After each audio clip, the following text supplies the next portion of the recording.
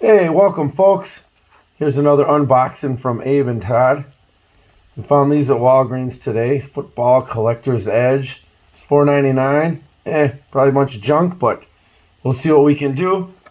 What kind of nonsense is in here? It's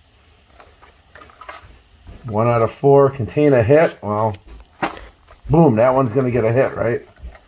Let's see what we got. Nonsense. Got this thing, Jeff.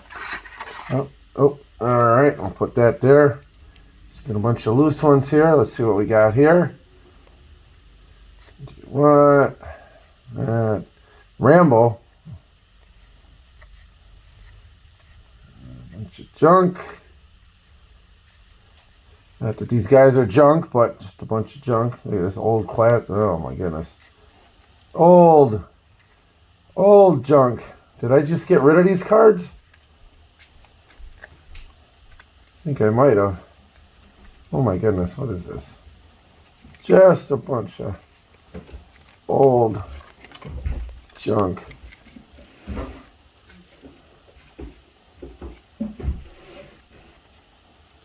Where's my hit? Is that the hit? Alonzo Spillman?